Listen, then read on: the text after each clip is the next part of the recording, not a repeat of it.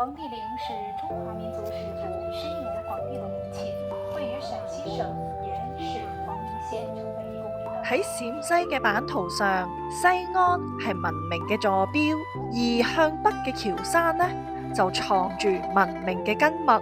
呢度係黃帝陵，被譽為中華第一陵，係人民初始軒轅皇帝嘅陵寢所在。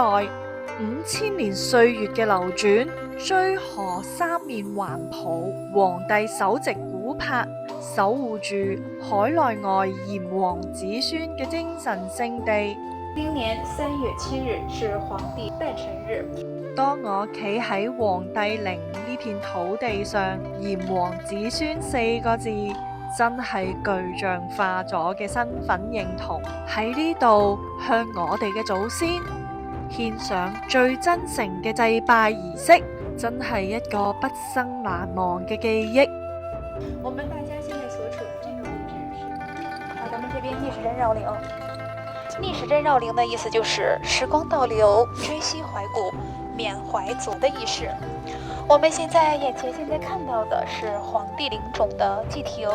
根據史料記載，早在秦代之前，這裡就建有祭亭。在祭亭後方被青磚拱圍的環丘正的土冢，就是黃帝的陵寢。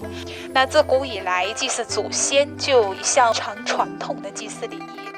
距今大約有5000多年的樹苗。山下嘅軒轅廟，自漢代起就係祭祀嘅核心。正好是龍尾的西域，故取名龍尾道。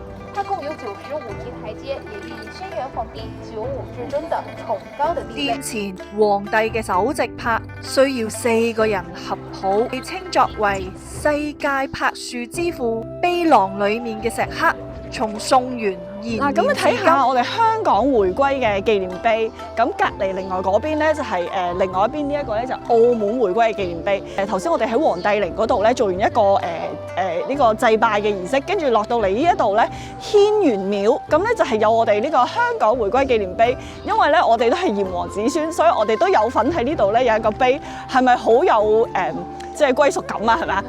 係啦，咁咧跟住唔知隔離仲有冇位咧？因為咧仲有一個小朋友未翻嚟，咁呢個小朋友大家估係邊個？遷徙往來柏樹上，那不料盔甲上的某兵刺破了樹皮，竟在樹幹上留下了斑斑甲痕。後人便將這棵柏樹稱作冠甲柏，即海內外的炎黃子孫共同捐資修建而成的。整個祭祀大院包括3出闕、軒轅殿、角樓等建築。3出闕是闕制中的最高等級，在古代為帝王專用，為天下獨尊的標誌性的建築。好啦，今次分享到呢度，記得關注我，點個讚，下次再見，拜拜。